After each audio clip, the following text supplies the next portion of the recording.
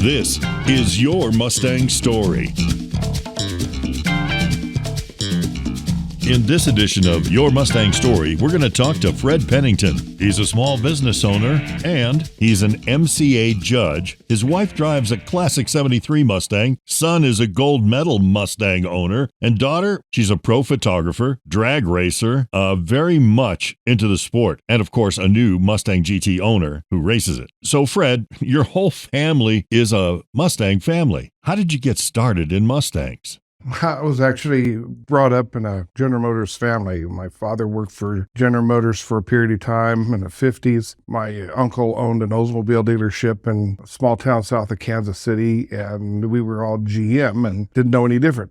And a friend of mine had a love for cars and a love for Mustangs. And he had a 67 coupe that he modified and various things in it, and different motors, whatever. And at one point, he changed that into a 70 Mach 1, kind of the holy grail cars. It was a Calypso Coral Mach 1, 351 Cleveland, 4-barrel, shaker hood, 4-speed car, black interior. It's great. And I always thought that was one of the best looking cars ever hit the road. He modified that. Teenagers, those cars weren't worth anything then. He actually wound up rolling that car, and he wanted parts that he had made and worked on that car. So he literally got a job at the junkyard that car went to, so he could get parts back off of it. Never told the junkyard that was his car. Brilliant. He eventually turned one Holy Grail car into the next Holy Grail car. He acquired a 70 Mach 1 Grabber Orange 428 Super Cobra Jet. Nice. Which he had for quite some time. Put the 351 Cleveland that he had out of the other Mach 1 into the 428 car. Put the 428 on a stand and was there. And there's some other stories that go along with that. So that was it. Meanwhile, I drove a Chevy truck at the time. My father had a little used car lot that I kind of in and out on it with him on, and early Mustangs became a hot, popular item, and we went through a lot buying Mustangs at auction, fixing the minor things, cosmetics and whatever like that, and selling them. And there was a few of them that really caught my eye over the few years. There was and I don't remember the actual name of the color, but there was a green 67 Mustang, white interior, 289 car, GT, just absolutely fabulous car. And those cars were always something that I liked. Never really had a Mustang for very long because we were always selling them. And then I went for, as I got older, married, kids, wasn't able to keep two-door sports car type cars around anymore. Wound up with the family type vehicles, The whatever. family truckster. Yeah, we always had something Practical. Well, we went from a 90 Thunderbird to a Jeep Cherokee, and that went into an Expedition so that we could haul, not only our kids, but everybody else's kids type thing. Then as our kids got grown, and a weird thing happened. My wife worked for Intel. We got X-Plan through Intel. We'd always traded and bought cars from Turner, Ford. As a dealer local to Albuquerque, New Mexico. Yeah, and my wife used to work with the guy who became the fleet manager. For some weird reason, just shopping X-Plan one day, and although SVT vehicles are not on X-Plan, there was a 2-week period of time that, whether it was an accident or something, Shelby in 2012, for a period of time, was on X-Plan. And just as a whim, my wife and I walked in the door to go look at the Shelby they had on the GT500 that they had there in their showroom. And the fleet manager, his name was Bob Beavis, sees us walk in, and he says, "I was wondering when you would come to get this." He knew you were coming to get that car. Well, I had joked with him at periodic times, and he says, "You sell me that at sticker, I'll buy it." And of course, at that time, those cars were running $5,000-$10,000 over sticker. Now, we should tell what is the car. It's a 2012 GT500. It kind of works out nice. It's ingot silver. It has the performance pack on it, or the SVT performance pack. So it has the red and black stripes, which goes perfect because college here for the UNM Lobos is cherry and silver. Perfect. So we have a UNM collegiate license plate on the car. Matches perfectly. Nice. So as I said, I walked in. Bob said, "I was wondering when you were coming to get this," because he knew it was on X-Plan. Nobody told me. It was just a coincidence that I had, by chance, I caught it. So we went in there. As I said, if they had ever sold it to me for sticker, I'd bought it. Well, reality was that I bought it $5,000 back a sticker. Wow. It was an unfortunate situation. Credit was cheap. Sat down and I didn't put a dime down on it. Signed my name and bought the car. Man. Truthfully, the first Mustang that I personally actually owned. Well, you were infected by all the Mustangs that came before on the car lot. Yeah, like I said, it wasn't that I didn't expose to them. I just didn't actually own them. Yeah. What have you done to it? Anything you've done? Actually, very little. I've added a catch can for the PCV system, keep the oil out of the blower, and I've added a air intake. Ford Racing has a replacement horn, basically, for the air intake that removes the big muffler on it. There are a couple things like that. We'll be putting them back to absolute stock. For our national show, I plan on showing it in preservation class. Very cool. In that class, we have all the documentation from day one, so we'll put that in a presentation book. The car needed to be absolutely stock when it is for that. So, well, I think the audience should know that hopefully this will not be the only Pennington interview I do, as your family is really Mustangers front to back. Your wife has a 73 red convertible, white interior, white top, absolutely beautiful, beautiful, beautiful. Sarah, your daughter, is out at the racetrack right now, I think, probably. If she's not, she wants to be. And Jason is a show winner. At what level? He's a gold, isn't he? He's got 2 gold awards in national shows, Oklahoma City and Tucson, in modified class. That's absolutely awesome. So everybody in the family is a Mustanger now, but I think you've taken it to another level. You've actually become a MCA judge. What was that process like? Well, it started with my son Jason bought his first Mustang as a 2006. He bought it GT. He bought it at a Rich Ford show in Edgewood, and it had some slight modifications. And as he had that car, he continued to modify it. Supercharger, he's got coilover shocks on it. The car already had headers on it. He's got different seats, shifters, wheels, tires, obviously. So he's put a great deal into it. I think pretty much the body is the only thing he's never touched. Some minor footers or something like that. Helping him with that process got me interested in it, and I wanted to judge, so that was easy. I knew the car, knew the modifications. I've been working on cars literally since I was 8 years old, so I got a fairly good base of what things should be like and what's modified, what's not, and whatever. So I decided to go ahead and try being a judge. Where at what show? First, we had to take a test. So I took the online test. It's kind of an open book type thing. And after you take a test, you have to be certified.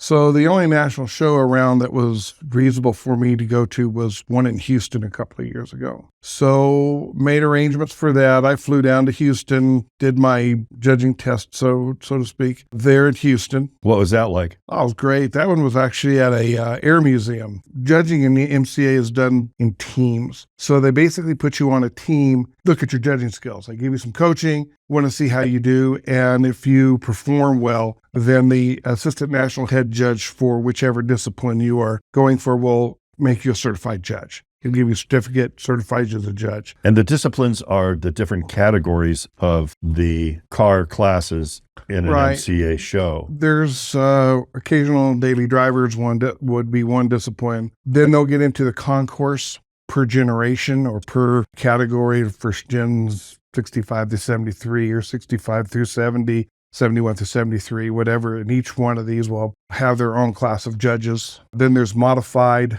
specialty, which covers your Shelby, Salines, and Roushes. There's also preservations, and you really get into the really difficult stuff like thoroughbred classes, things like that. So each and every class would be a different judge or classification of judge, and you would go for your test there. You're going to interview Eric Shirley at a different time. He is a occasional driver, daily driver. He's also a 4th gen judge. He's actually a gold card judge. Yeah, Eric's our show director for the national show in Albuquerque in June. But let's go back to Houston. You showed up there, you became part of a team, and they studied you as you went with them to judge your category. What category was that down there? Modified. Modified? Yeah. And so after that, the assistant said, hey, Fred's got his shoes laced right. Let's move him to certify. Right. And to keep your certification, you have to judge at least one show every, I believe it's 3 years. I've judged in Kansas City, Oklahoma City, Tucson.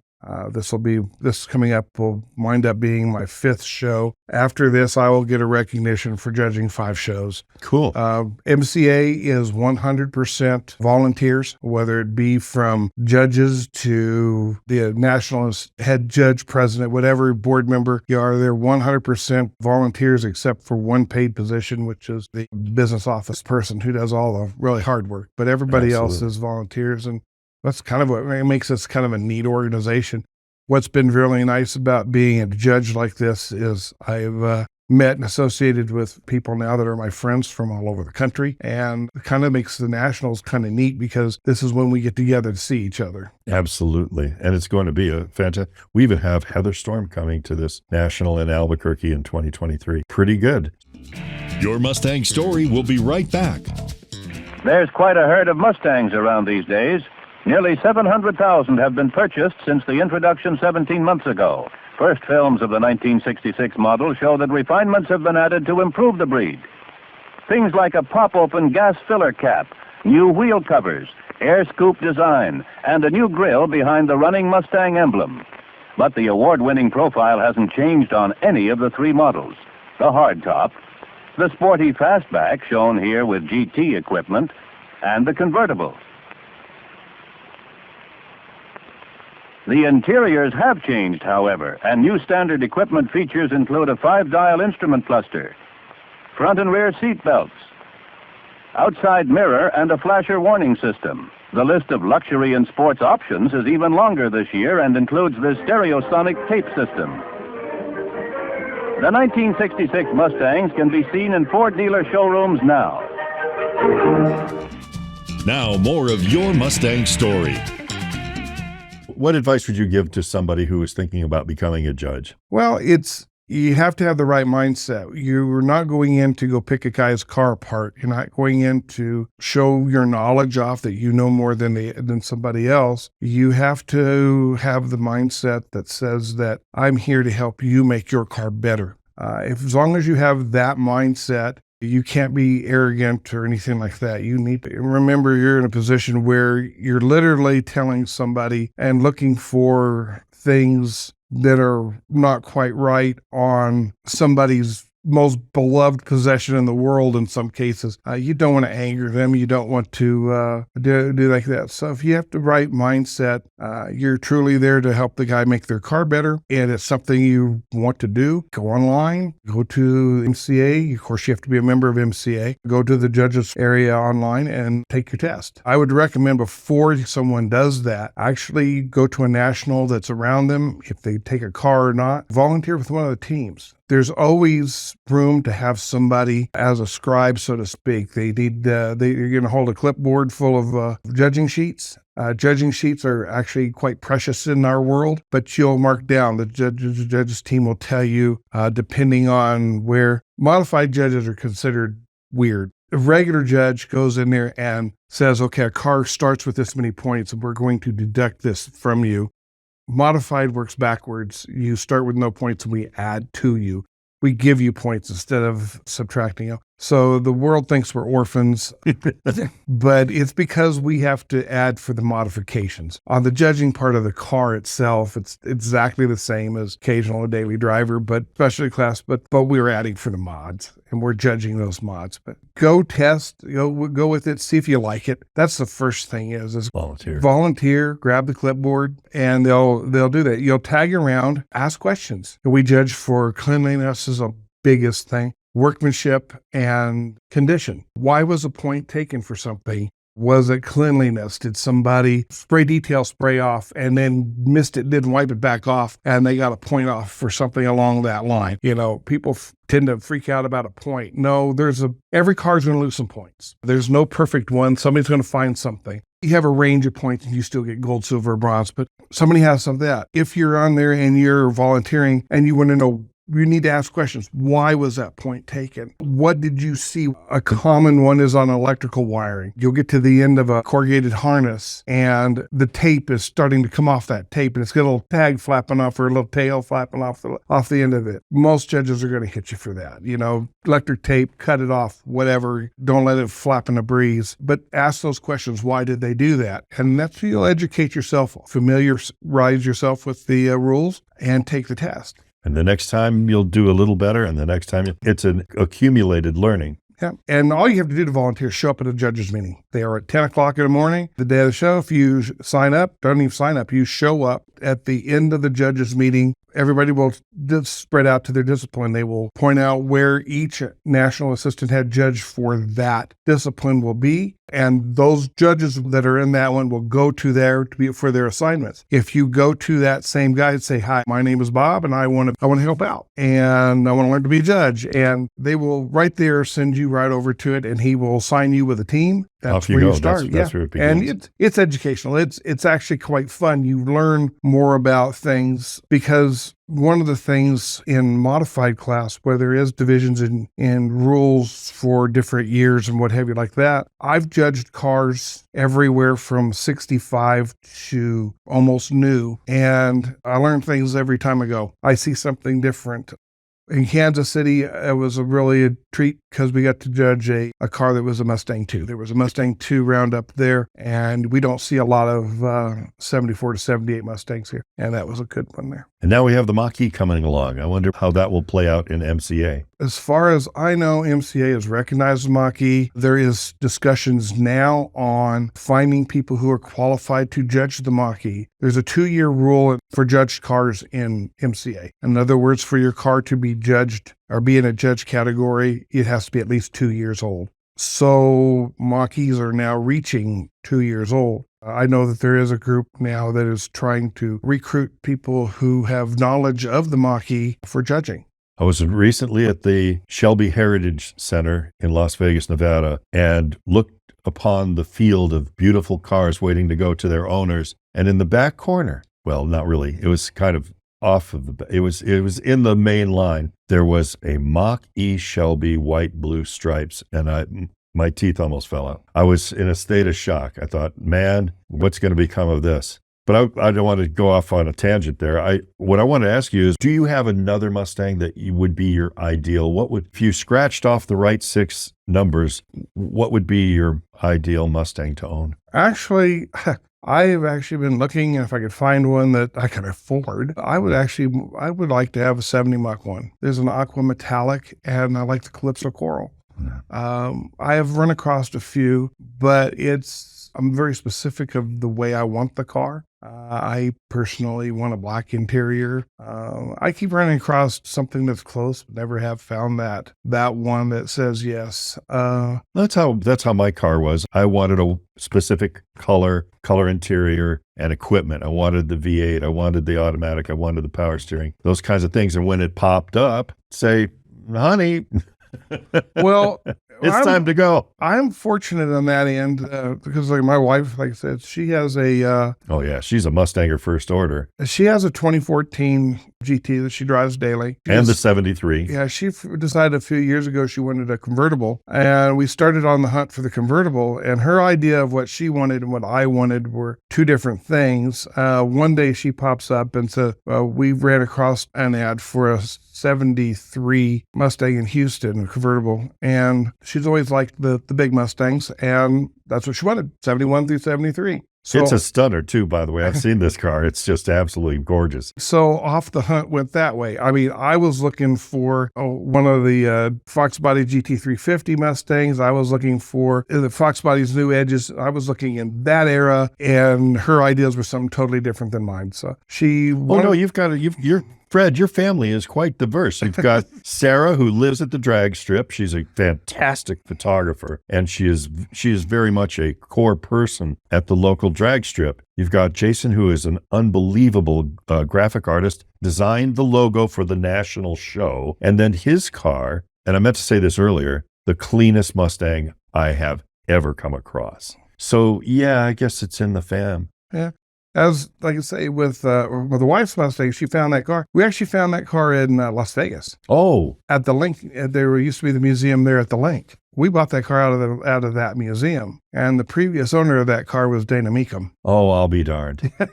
Yeah, it's a small world. Well, you talk about Sarah, she is the official photographer for the drag strip. She races. Yeah. She has a 14 Mustang and she has a 22 Mustang. Both GTs, both black. Her 14 is a California special. She has won all out, call out in the slowpoke category twice. I remember when she got the 22, running into her in the hallway of Rich Ford in Albuquerque during a show. And Sarah, what are you doing?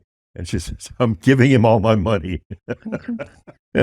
So you have a really beautiful family, and they're all Mustangers, and you've taken it from being a GM guy all the way through becoming a judge. I'm very grateful you were here on the show with me today. It's been a pleasure. Thank you, Bob. I've been speaking with Fred Pennington, small business owner, Mustanger, Mustang judge, and Papa San to a whole Mustang family. Please like and subscribe everywhere you find us. It'll help us to continue to tell your Mustang story. Mustang, the original. Mustang, 3 new ways to answer the call of Mustang. Start with the new Mustang 2+2 Fastback, molded for motion. This one is designed to be designed by you. Mustang's optional new tilt-away steering wheel leaps aside to let you out or in.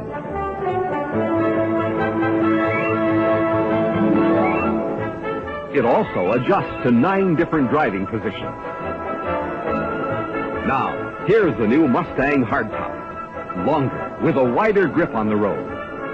Choose the 6 or any of 4 V8s. And the new Mustang Convertible, with new features like turn indicators recessed in the hood.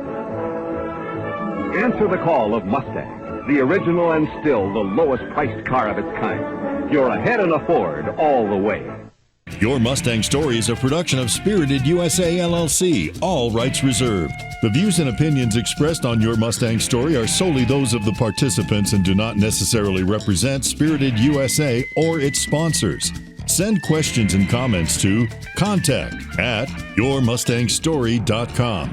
And please like, follow, and subscribe everywhere you find us. Thanks.